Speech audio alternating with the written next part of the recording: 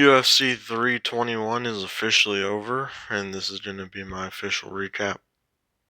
And for the first fight of the night, Jacqueline versus Mizuki. I actually did not watch this fight. I was sleeping in a little bit, but I see that my pick lost, and yeah, I'm sure the fight was very action-packed. Wink, wink. Mizuki ended up winning this fight. Ozo. We're also gonna skip through this one because I did not watch it live. Still sleeping in, but I did wake up for the Hamdi Abdelwahab versus Chris Barnett fight. Also, Mitch Raposo ended up winning this fight. And now to actually kick off the recap, Chris Barnett versus Hamdi Abdelwahab. Honestly, very boring fight. Hamdi kind of just held him the entire time. But then, halfway randomly through the fight, Barnett's shorts about to come off and just fucking put your ass away, bro. No one wants to see that.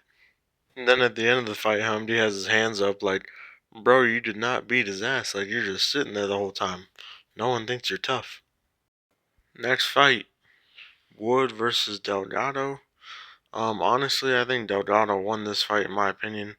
He was straight putting belt to ass in the first round. Second round was pretty much the same thing, except Wood was defending a bit better. Then third round, I'd say Wood won that round pretty decisively, but I think Delgado got robbed of a victory because Nathaniel Wood ended up winning. But at the end of the day, it was a close fight. So next up, Walter Walker ends up beating Louis Sutherland, and of course is by heel hook. That's 4 heel hook submission wins in a row. UFC history for most heel hook submissions. And that's why he has a fucking heel on his chain, bruh. He is the king of heel hooks, 15-1. I think Walter Walker could be fighting for a title one day. Now, Ludovic Klein and Mateusz Roumbetsky. I knew that this fight was going to be a war. And you can just tell by this picture, he's leaving out in a stretcher. And also, when they declared him the winner, he couldn't even stand up because of his foot injury. So I knew that this one was going to be a war. And I hope that Ludovic Klein gets to fight someone in the top 15 next. The next fight, Incrom Alistair versus Park. I thought this was going to be a round 1 finish or just a finish in general, but I guess Alistairov, I don't know what was up with him, but decided to take it to the decision, to the judges' scorecards. He got a unanimous decision victory, and yeah, this fight was pretty anticlimactic. Thought it was going to be more action-packed, but overall it wasn't terrible. Quillen Soutkill versus Hackprast was an absolute jaw-dropping sight. I did think Soutkill was going to win this fight. I thought, there's a chance he might be able to KO him, but I did not see him going to a right head kick face plant. Like, that is insane to me. But I am very impressed with how he performed tonight against a higher skilled opponent. Next, you got Mirzakhanov versus Rakic. I really thought this was going to be a more back and forth fight. I thought Rakic was going to be able to hurt him or get a KO, but I was proved totally wrong. Mirzakhanov just hit him with one super powerful stiff jab, and he just curls up into a ball like this. So I don't know. I think Rakic might be done. Like, I don't even know who you're gonna give him next, but yeah, it was crazy seeing him get dropped that easily. But it was also sad to see that Rakic didn't even try to fight back.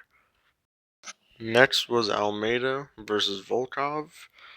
I thought Almeida was going to take him down, control him, land ground and pound, and win the fight. I got about 75% of what I just said right, but for some reason Almeida did not throw barely any strikes. Almeida did have like majority ground control. I think it might have been over 8 or 9 minutes. I'll have to check that, but he just ended up losing to a decision because he did not want to throw any punches, and Volkov threw more damaging shots on the bottom. 27 strikes in a 15-minute fight. It's pathetic. Next, Umar versus Bautista. Honestly, this fight was more competitive than I thought it was going to be. There was up and downs for both fighters. Umar wins by majority decision. Just getting control, smashing him like his cousin, Khabib.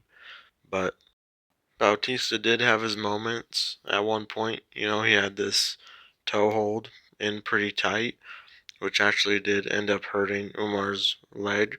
And then he also connected with this flush knee on the chin. Dropped him, got him hurt bad. But Umar got up and walked through it and ended up winning that fight. Mackenzi Dern wins, and she's the new strawweight champion. She wins by unanimous decision. Um, it was a pretty back and forth fight. Not the best women's fight I've ever seen, but not the worst women's fight I've ever seen. Honestly, not a bad fight, but there's so many better matchups that they could have done in the UFC. Now the main event recap that you all been waiting for: Cyril Gane versus Tom Aspinall. Honestly, in the 2 minute and 30-second fight that they had, Cyril Gane was beating the shit out of him. Tom already had a bloody nose. He looked confused. He looked like he's never seen someone this fast, this good in the octagon. So the fight was looking very interesting. But then unfortunately, Cyril Gane had to not just poke him in the eye, but double poke him, like this picture I'm showing you. Double poke in the eye. So now Tom Aspinall can't see, and they called the fight a no contest. Very anticlimactic, but Dana White said they're going to do a rematch, so I'm looking forward to that, hopefully early next year. Tonight is one of the worst nights of UFC I think I've had in a long time. 6-1, 6 correct predictions, 6 wrong predictions, and then the no contest. So yeah, hopefully next week will be better, and don't forget to like, subscribe, and make sure to comment. And I'll see y'all probably next week for the next predictions video.